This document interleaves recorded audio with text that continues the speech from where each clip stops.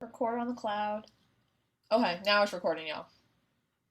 Awesome. Okay, welcome everybody. I'm so excited to see everyone here. It's going to be really fun. So today's tough topic is part two of the cancel culture discussion from last Tuesday. I that one had a lot of really great discussions in it, and so this time we get to kind of delve a little bit deeper, go past like kind of that scratch surface that we had, and just talk like a little bit more about it. So I'm very excited. To start off, if any of our guests would like to introduce themselves, you can go ahead and do that now.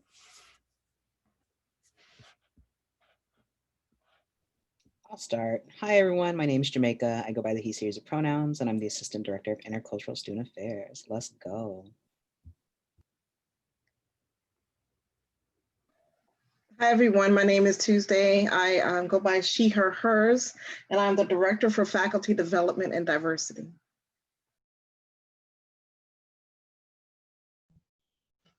Hi everyone, my name is Shalisa Dare. I use she, her, hers for pronouns, and I'm the multicultural specialist, which means that I work with both Emerson Counseling and Psychological Services and Intercultural Student Affairs.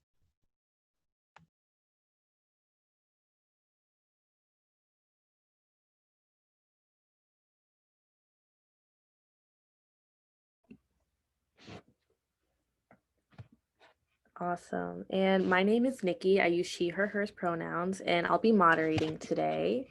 So before we start, you can find the last one on YouTube. So we'll post a link in that before we leave so that you guys can go and rewatch that one if you like. And we'll also post some resources that come up like as we're talking. So you guys have those.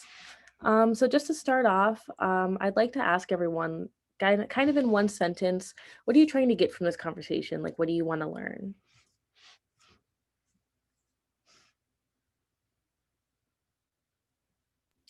For me personally, I just want a continuation of what we had. As you said, it was very surface level, and I think it took us a minute to get to like the depth of this. And so I'm just excited to explore that depth more.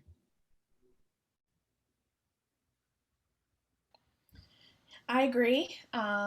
So Tania Jordan, she, her, hers, and I feel like we really started to get into some nitty gritty at the end of the last conversation. The beginning part was absolutely necessary, but talking about accountability and apology is it needs to happen. It needs to be happening everywhere. It's something that as a society we just haven't quite figured out yet as a whole. I think we all have so many different definitions of what it is and when it is and how it is and who owns it and who runs it. And I think that we just need to be talking about it more.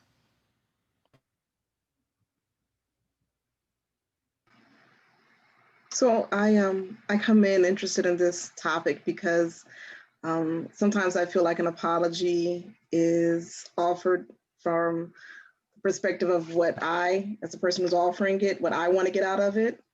And then accountability is meant for what I don't want to deal with.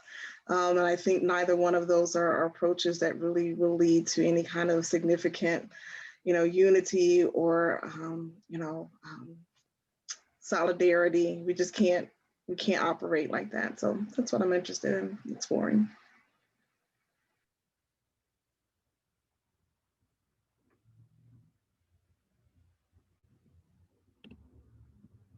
Awesome.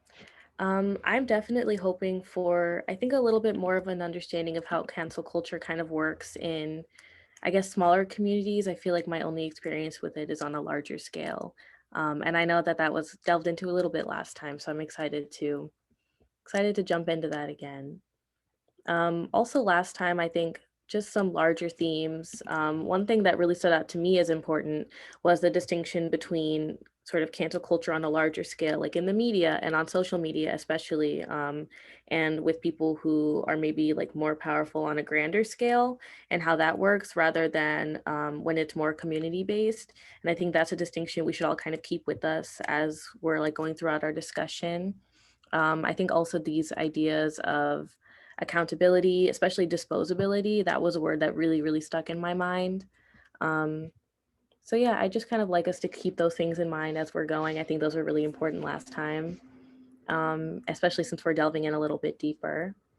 So let's go ahead and jump into the first question that I have for you guys. This one is, what does accountability and reconciliation look like in practice? Are there any examples you can think of from your own life?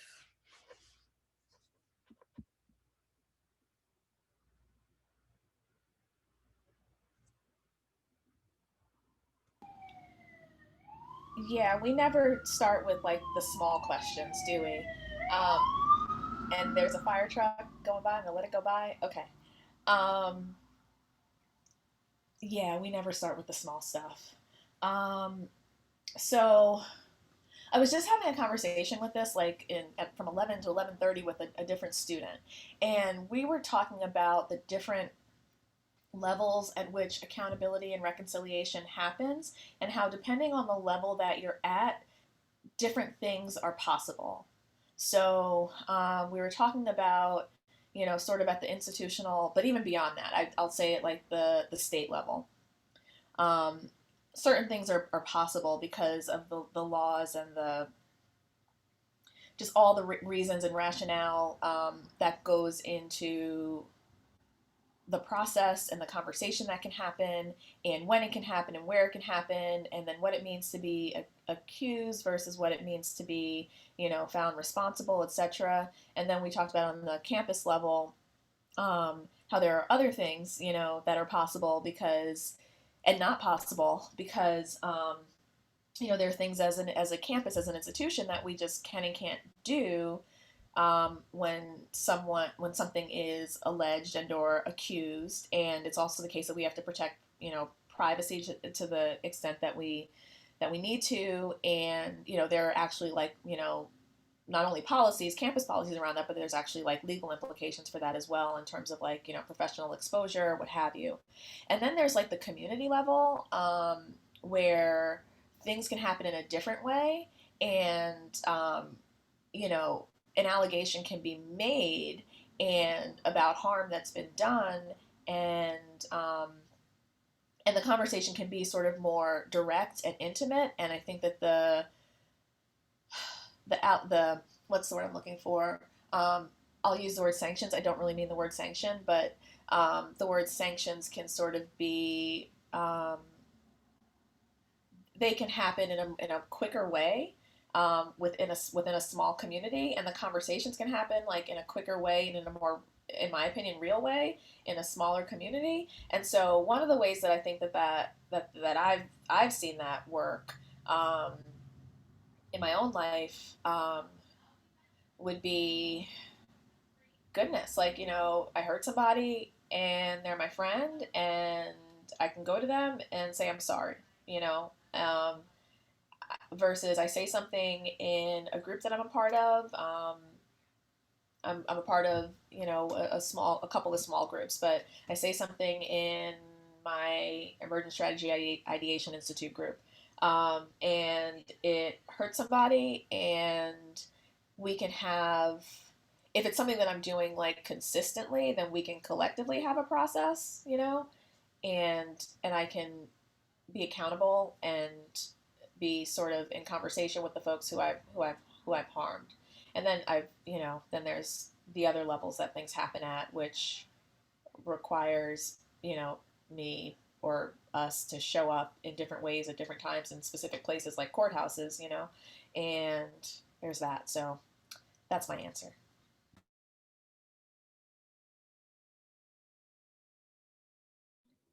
I think along some of the common things that I'm hearing, definitely that acknowledgement of harm piece is pretty critical in that things. I think because I speak in memes sometimes, or just like, words that come up on Instagram. I ain't gonna lie to you. That's just where I'm at with my brain. That concept of like, even before this year started, the concept of like, we're not accepting apologies, just changed behavior. And so that concept of action really resonates with me. And I think that after you can be sorry, which is great. A lot of people are sorry.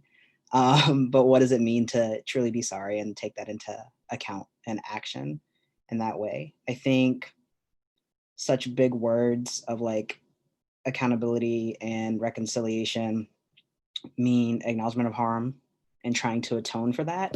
And I think atonement is a process too. I think that sometimes people forget that accountability reconciliation is a process and it's continuous, it's complex. It requires that you're critical of yourself, right? As well as critical of what's going on at this moment in time.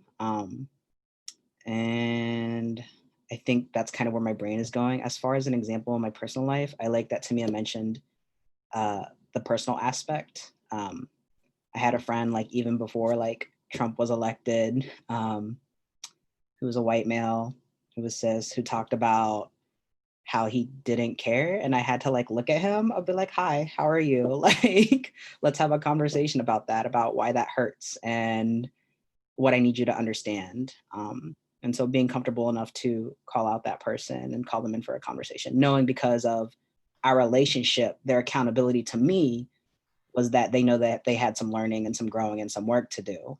And they're still doing it. And that's more than okay. And me having to be okay with that process and not putting that labor on myself too. I think accountability and reconciliation looks like me not having to also do the work for the person who hurt me. Does that make sense? That's a lot. I'm gonna stop there.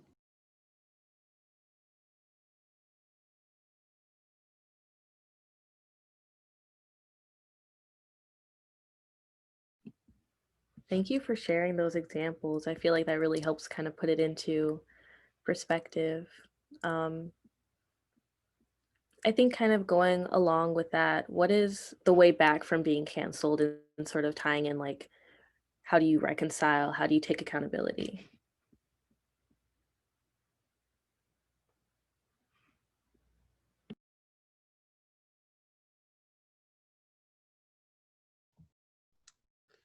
Um, when I think I can't remember who came up with this question. I might have come up with this question. And I think what was hard and what was striking in the moment is that like I have not seen it happen very many times that somebody has been able to come back from being canceled or even really like um meaningfully address past behavior um in terms of like in a very public sphere. Like I've I guess if I racked my brain really hard, I could see it being done in a more private sphere. And then I think also the fact that, you know, my main job is as a therapist, and so much of what my hope is as a therapist when I'm working with people, especially people who have hurt folks in the past, is that there is a way for them to address that harm moving forward. But what I think is so difficult is that oftentimes what that looks like in practice has been people deciding to move forward and not harm again, which I think is good. Like I think there can be too much attention, especially in the private sphere, of like going back to the people that you've harmed and being like, I understand now, I understand all the ways in which I was harmful. And that I think can be a little bit dangerous because I think that is sometimes more about alleviating someone's own guilt as opposed to actually um, repairing harm or really sitting with the fact that like there might be harm that cannot be repaired. Um, which is to say that like I think that's part of the reason that we're having this conversation is that like there is not really a good roadmap about how one accomplishes that. I think if I take it more theoretical, like what I would hope have happen is that, I mean, really building off of what Jamaica said, like there needs to be time and there needs to be a deep understanding of what caused harm, and there has to also be an acknowledgement that like things may never go back to the way that they were before. That like, and I think what makes it difficult to talk about in terms of like the public sphere, in terms of like celebrities who have been canceled, is that what I think happens is people are like, well, then I should be able to have exactly what I had before I got canceled. I should still have access to the same audience, the same amount of like opportunities to make money, things like that. And that is not the way of getting uncanceled. That is not the way of like moving forward. um And so I'm also a verbal processor. So like as I talk about this, then part of me is thinking, well, maybe is the reason that it's so hard for people to get uncanceled is because the people who truly get canceled, part of it is like this difficulty reconciling with what they've done. So really, I just have more thoughts as opposed to any answers, but that's just kind of a free association of the thoughts that I'm having on the subject. And maybe somebody else can carry them forward to like a more cogent kind of path. I think part of, oh no, go ahead, Jalen. You sure? Okay. I only had more thoughts. I had no solid answers. Me either. but I'll try. So it's difficult. And I think the distinction that Jaleesa is bringing up about the, coming back from being canceled is when it's in the public versus the private sphere. I think that's a really key difference because in a lot of the relationships that I have, I mean, I have some really awesome relationships that I really treasure and I invest a lot of energy in. But a lot of them are associations and they're temporary. So, if I go to a conference and somebody says some off the wall thing that's super offensive to me or to people that I love or people that I don't even know, but I just can't get with that. I can say, yep, not gonna try to, partner or collaborate with you, not trying to go to any of your sessions, not trying to do X, Y, Z. I am done. And then I leave the conference and that person feels nothing, they know nothing, and it's done with. But in relationships, like, I'm thinking of, even as a student, when you're done with the class, you may or may not be able to avoid that professor anymore. And so there's a revisitation that's not necessarily voluntary. That can happen also in families. Like if I want to see my grandma, who's at the house? My cousin may not be able to pick up the phone to tell me who's at the house before I come over. And am I willing to give up seeing my grandma because so-and-so is there? How do I handle that? So in the private sphere, it's very tricky. And, I'm thinking that what comes to my mind is, if someone is seeking to come back from being called out, which, I wasn't part of the last conversation, but, in my mind, there's a difference between being called out and being canceled. But it seems to me that in either case, you move at the speed of trust. You move at the speed of trust for that person. You also move at the speed that corresponds to your investment in learning and doing better, right? Not just like a commitment, because it's not a declaration. You can't just, say it, claim it, and then just expect everyone to believe it, right? So I think there's moving at the speed of trust, moving at the speed of your own investment and growth, and then understanding that nobody owes you anything, and understanding that just because you might not get the resolution that you want, in the sense of, hey, so-and-so, I see you've come so far and you're so much better and I'm so proud of you. You might not ever get that, but that doesn't mean that you haven't grown.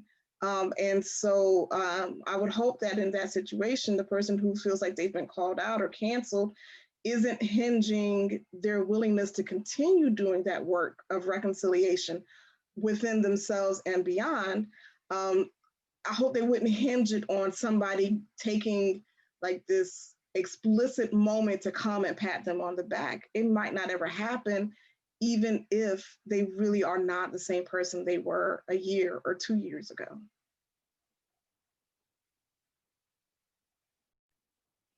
Wow.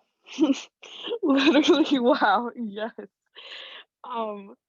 Yeah, Jamaica, you can't heal if you keep pretending that you're not hurt. Yes, literally.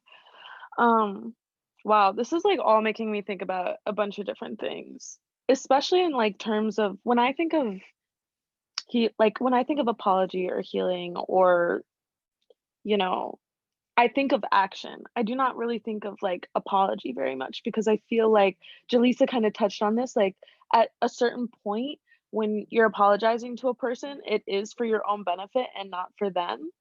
Um, and I feel like that takes away from it in a way because honestly, a sorry does not heal. It does not, take away whatever trauma was perpetuated. It doesn't really necessarily do that. The action behind it does. But then it's like, what is the action? What does that mean? Like, it's not like they're going to be like doing things for you after that. You know what I mean? It's really like they need to dig deep into themselves and figure out like that hurt part of themselves that made them perpetuate that sort of harm. Um, but at the same time, like, how can you do that without the resources necessarily to do so? Can you even do that if you don't even know what you did or you don't care about what you did? Like, I feel like there's like a certain part of like understanding that like comes with all of that.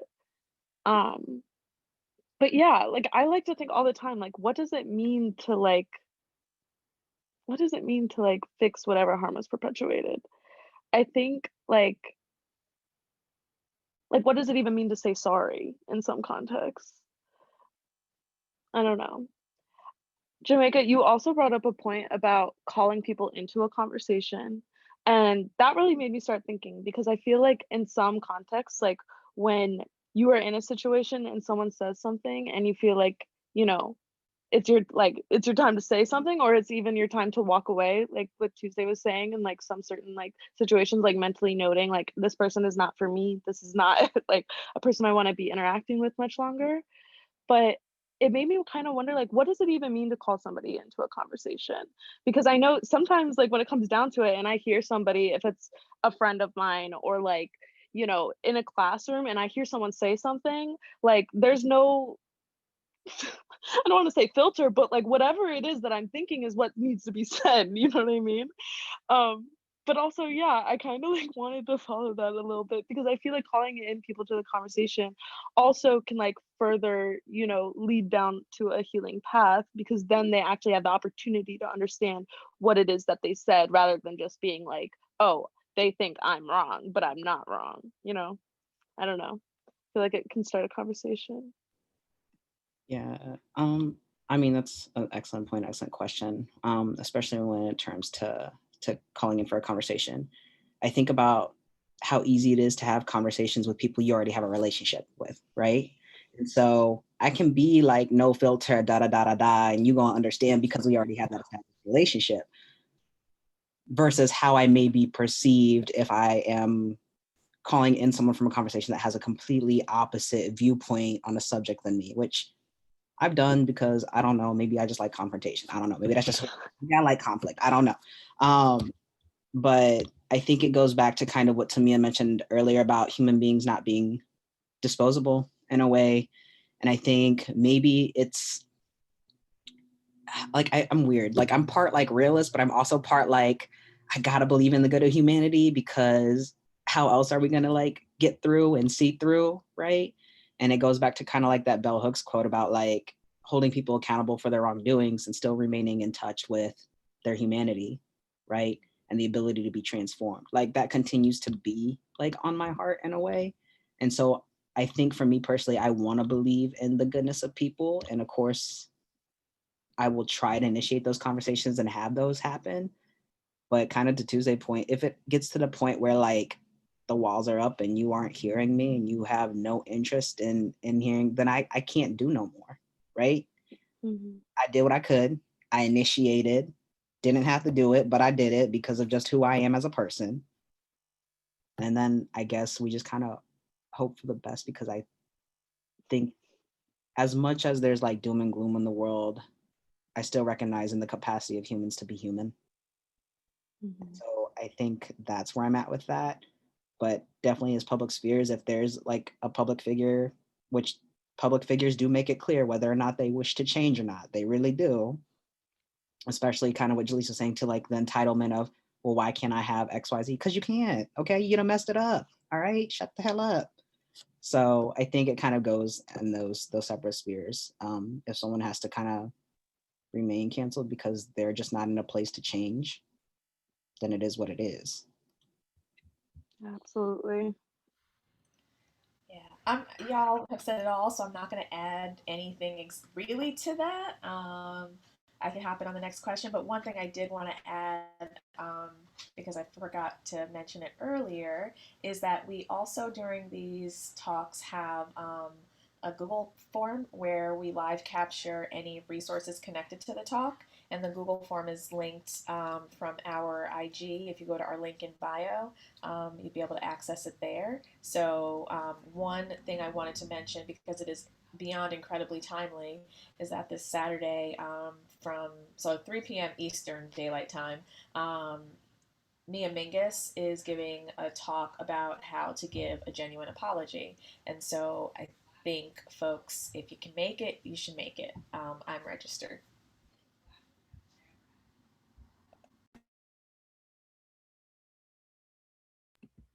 Thank you for that, Tamia. And thank you for everything that you guys have shared so far. I feel like I'm learning a lot. I especially, I feel like I'm gaining a lot from your focus on the person hurt. I think that's really important. And I think that too often why cancel culture can fail is because there's a lack of focus on the person that's been hurt. And I think that that leads perfectly into the next question. What are some alternatives to cancel culture that you've tried that have been successful? So how do you kind of fix that those issues that are arising?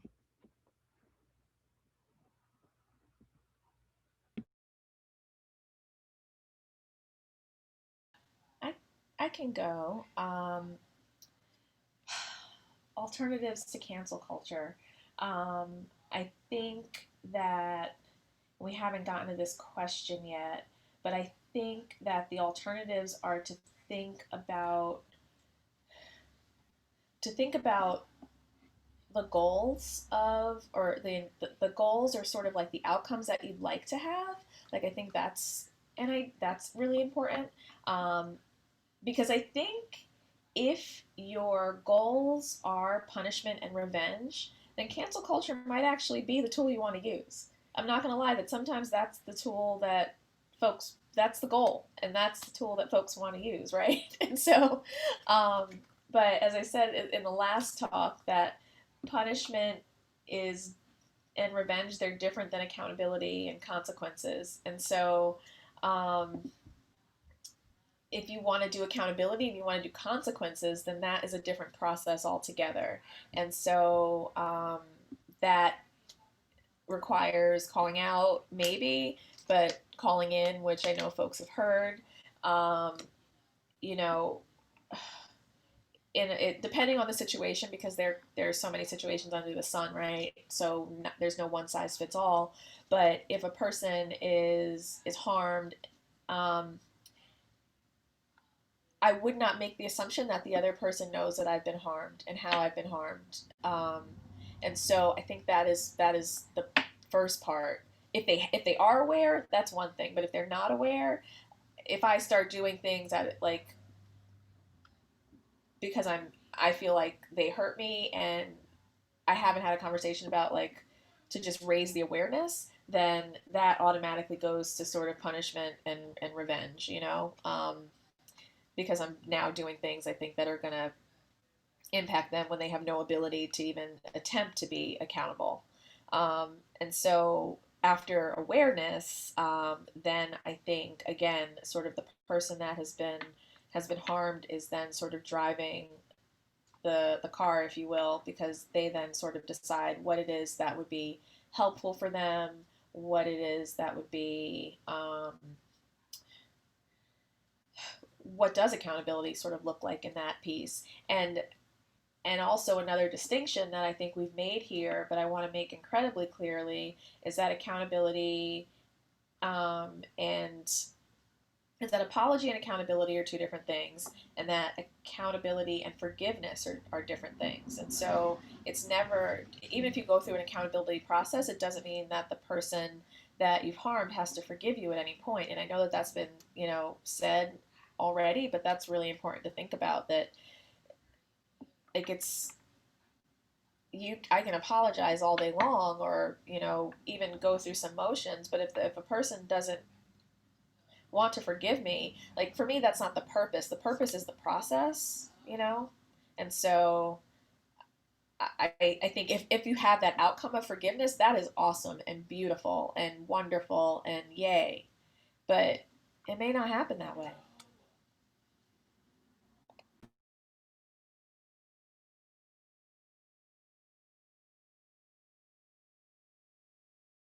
I think for me, one of the like when I think of an alternative to cancel culture, is for me to be clear in my mind what cancel culture is. And I, there's no, as Jaleesa said, nobody's entitled to my time or my energy. They're not entitled, they're sure not entitled to my money without my choosing. Um, they don't need and they should not expect, to just have me give them my seal of approval. It is, that is something that comes in relationship, and that's not something that I just give out, randomly or easily. And so when I think about, have I canceled someone, you know, again, like Tamia said, what's the aim here? If it really, if I'm in a situation where there's going to be harm, like continued harm by allowing this person into my space or maintaining whatever it is, then it's not necessarily cancellation, it's appropriate boundary setting. And there's nothing wrong with that. And I don't know that I would call that cancel culture. That's healthy. That's a healthy way to live. Everybody has to have boundaries. And I also think about like an alternative is for me to just work on being secure in who I am, how I am, my beliefs, how I want to move through life, and not let someone so easily get me out of that. So, however I want to be, I want to practice that and I want to live that out. And I also don't want to become the very thing that I'm calling out. So, I want to be careful. I want to be able to name it, articulate it. I'll even help you understand where I'm coming from. But at a certain point, I have to protect myself, and I have to step back and realize like it may take time, right? And maybe this conversation is just a seed, and somebody else will come and water, and somebody else will give you some sunlight. But I've left my seed. That's it. That's all you're gonna get. And that is a part of the contribution. That should be a part of the process. But me moving through this life in a way that resonates with what I value is not cancel culture. That's just a part of being a healthy, full human being. And I don't want to morph into something that I am not and that I am critiquing. And if I see myself moving in that way by virtue of calling this person out and this one and this one and this one, well, I only have so much energy. I only have so much, and I want to be protective of what I have, and I'm not going to hand it out to you, even though you might deserve it. I'm not going to hand it out to you. So to me, like an alternative to cancel culture is appropriate boundary setting and knowing that that's not, that there's nothing wrong, there's nothing selfish with that. It's a healthy thing to do. And also being secure, like continuing to understand who I am and grow in who I am, and understand that walking in who I am is not cancel culture either, because nobody should have a right to push me off my path.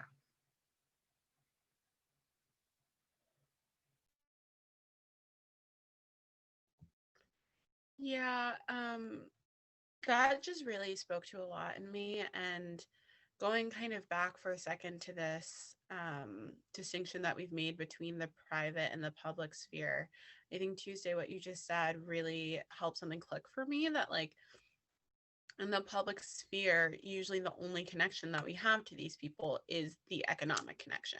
And so the only way to really demand or work towards accountability in some ways is to withhold that like one connection that we do have, the financial connection.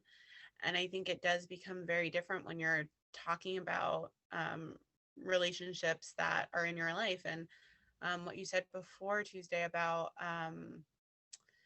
moving at the speed of investment, I feel like that can also be used to helped me think about like what an alternative would be, that like if kind of the same metaphor you were using, if this is just like you're doing a thing at a conference that I'm at, like I don't have an investment to you. And personally at this point in my life, I can't, there's a limit on how much that I want to invest in shifting that behavior. My hope is that other people who are closer to you, who actually can motivate you in a different way because of the connection they have with you, can do that work. And as you said, the seed can be planted, and I don't need to see how that may or may not come to fruition. I think the the piece that I feel like it's still really hard for us to talk about is when you are in community with someone, when you are in relationship with someone, when you care about someone deeply, either on a personal or on a community level, then what is the alternative? Because that is when it for me becomes really tricky even to set those boundaries, because there is still that love and care. And at the same time, I do feel like um people need the opportunities. They need to to have opportunities given to them at different points in their development, but it does not have to be the same people giving them those opportunities. And oftentimes having the consequence of people no longer being in their lives, or being in their lives in um, very specific ways because of the actions that they've taken, or because of um, things that they're continuing to do. Sometimes that's the consequences that people need to experience to make those shifts. And as people are kind of saying in many different ways, like it is not our responsibility to put ourselves in unsafe mentally, physically, emotionally situations to give somebody the opportunity to grow. That like we can do what we can. We can try to use the relationship that we have with people to hopefully inspire them to make more movement on their own, to go seek consultation, to seek ways of addressing harm, but like we don't need to harm ourselves in that process. And I think that that is still something very difficult to talk about on a especially community level. um yeah. I just want to hop in real quick on that. Thank you. Everything you said, like everything everyone said, but that is so real. And then of course that made me think of another resource that I'm dropping into the to the resource thingy. But it's a book called Fumbling Towards Repair, and it's a workbook for community accountability facilitators, and it's by Mariam Kaba and Shira Hassan. And community accountability, those two words on their own mean something, but community accountability as a practice comes out of um, essentially intersectional feminism, and the idea that no one is disposable, and even especially in work where folks have been uh, violated by like intimate partner violence or sexual violence or power-based interpersonal violence. Um, and so while not everything is directly applicable to all conversations, I think that there's a lot that can sort of be true that's transferable. And so like I pull this book out a lot. It's the first book that got me to sort of think about forgiveness and apology and accountability and consequences and punishment as things that are just sort of different than each other. And I was like, whoa, when I first read that I was like, damn, well, that's real. So anyway, all this to say, another resource, and what Jaleesa was sharing made me think about all of that. This makes me. I just looked it up. I may have to really, may have to order that book from somewhere. Copies because I actually mentioned it today in that conversation at 11 o'clock to a student, and so I told her that I would get it for her, and so now I'm like, I just should have more copies on hand. So if you want, I got a copy. Oh no, you might have to order your own copy. I mean, yeah. Because I'm curious to see if in the book, like what is there to be said for the person who has been harmed when the person who did the harm has put in the time, put in the investment? Is there, like, and beyond the protect yourself emotionally, protect yourself physically, if there's a process, that means it's not just a process, you go handle your process over there. It may mean that in the process of keeping community going, like what is my involvement in this as well, right? Is a person totally canceled? Like I don't acknowledge them, I don't even think about them, they might as well not even exist. Or is there like, can you be like on the fourth ring out from my inner circle? And what does that look like? And then what conditions, under what circumstances would you be able to get to the third, right? Because you ain't gonna be skipping rings, but you can go from the fourth to the third. And what does that look like? So I just wonder in the process of thinking about how does one return from being canceled. I like the point, I'm not sure who said it, but like that may not come from the person you directly harmed. It may be evident in the new relationships that you build. But if I'm still in community, right? If I'm still around this person, like who knows, for whatever circumstances or reasons, under how do I move forward if I actually want to, right? How do you reconcile? Because accountability is one thing and reconciliation is another. Reconciliation doesn't have to be with me, but what if it could be with me? How do I determine if that's something I want to do, I need to do, if it's right to do? That's something that I'm curious about. Tuesday, that really like made me start thinking about this other book that I read, Radical Dharma. And there's certain parts of the book that, I mean, that book really helped me look at like restorative justice through like a different lens, especially like the healing process and accountability process. But also at the same time, exactly what you were saying, like, how do you know that the person that was harmed wants to go through that process with their perpetrator or like whoever caused the harm, basically? But also, like, a part of this book, there was like a section where people who caused harm, especially people who were like in community with other people, like would meet and like do deep transformational work with like a person, a part of like this community healing center. And like part of that process was eventually like the apology part after they did the transformational part of their own work. But yeah, it really makes me think, like, it really makes me think, how how do you know that that person wants to go into this space and like accept their apology, give them whatever it is that they're looking for during that time? Could that be healing for them in some ways to like actually have like a thorough, in-depth like apology, but also like transformation through like this period? I don't know.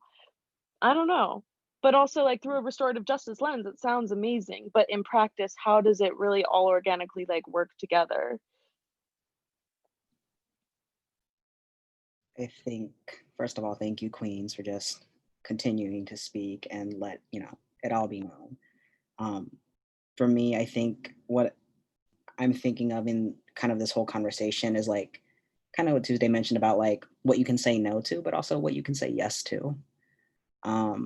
So maybe if that harm is done, maybe I do say yes to the acknowledgement and seeing where this goes, but maybe I continuously say no, and that for me is a yes in a way. Does that make sense? I know I'm like saying this like really weirdly because I'm not sure how to communicate it. But if part of my healing, if part of saying my yes to my healing is saying no more to this, I'm good where I'm at, then I think that's enough, or it should be, I guess.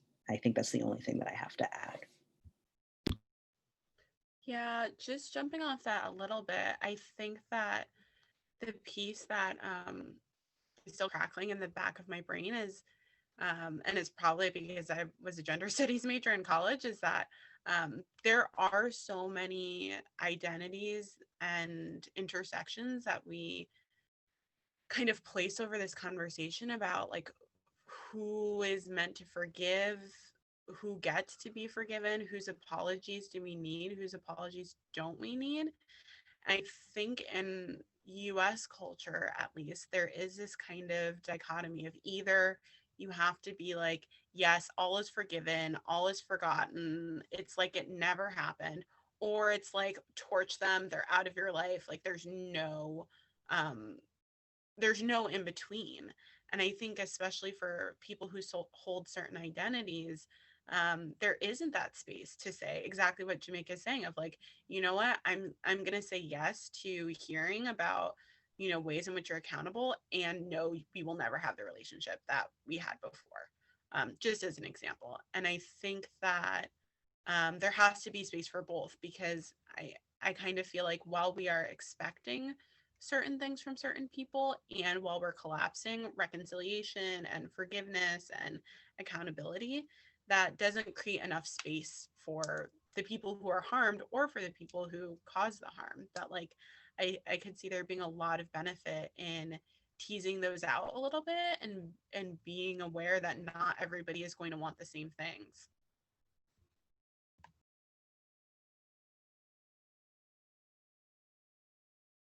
Yeah, I just like typed in the chat, like you saying that was really making me think, like your healing isn't reliant on anybody outside of yourself, but at the same time, sometimes that accountability and like seeing that transformation in somebody else can be helpful in that process.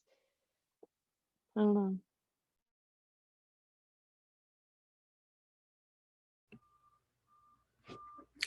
Yeah, I Awesome. I think think it can be, but if like you said, if you're hinging your healing, like I can't get past this until they do, no, like I think that's, you're leaving a lot of power with that person. But yeah, I see what you mean. I think it's a really good point.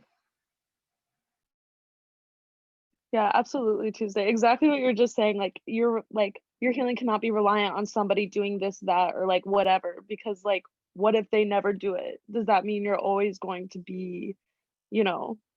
Yeah, and obviously, like it's not as simple as that. But at the same time, it's like, damn. Just to kind of add a little bit before we kind of close up, I think the community aspect, thinking about alternatives, right? Like to be in community. Okay, I may not be able to go to this person, but here are the people that I know like are my rest, right? Like are like part of my breath, and like I'm gonna be good. Like if they still in the atmosphere, like okay, you can exist, that's cool. But at the end of the day, here are the people I turn to. I think publicly, like for example, like J.K. Rowling and like the things that she believes, yeah, canceled for me. I'm gonna just say it. Whatever. However, does the Harry Potter fandom still exist? Like, did you still write stories? Like, how did you write stories and not expect like people to like band together against the evil that you're spewing? You know what I'm saying? So like, that's kind of what I mean, just as a quick example for like a public sphere of like community. All right, I'm gonna shut up now. yeah, you guys have all made so many powerful points. And so I just kind of want to ask, what are you taking away with you? What's one word, how you're feeling right now following this conversation?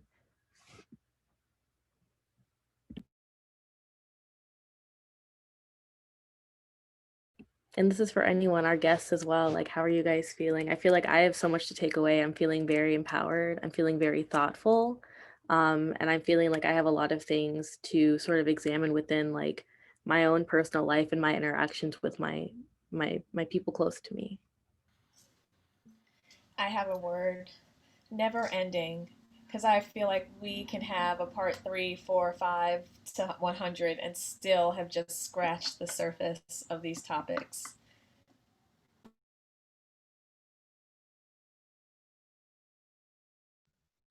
I think the word that is coming to me is just complexity. That there's so much complexity, and I think the U.S. specifically is really tired, and I feel like we're collapsing a lot of complexity. Like we kind of want things to be simple, and this conversation, each time we have it in different ways, I'm like, oh yeah, this is not a a black or white issue. Like there are just so many shades of gray within it. And we need more people to be able to hold that complexity.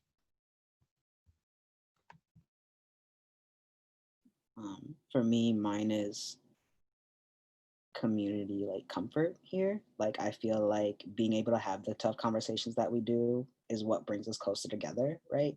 And like we're coming from different vantage points, and even though we have like maybe similar views on like social justice practices, there's still different areas and different backgrounds that we bring. And so like, I don't know, that's formulating community for me in a way that's also helpful towards my own healing and thinking.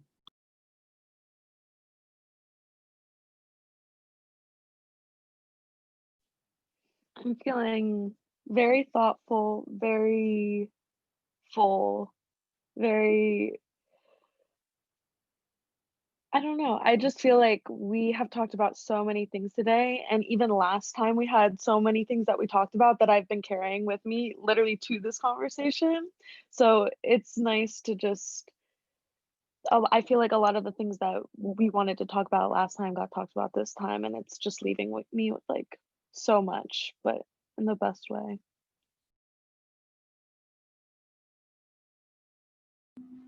I keep thinking about all of those the phrases of moving at the speed of trust, moving at the speed of one's own healing. There's just so much wisdom in that. So complexity is another one for me, but that phrase, moving at the speed of trust, and just so grateful to have been a listener in this conversation. So thank you.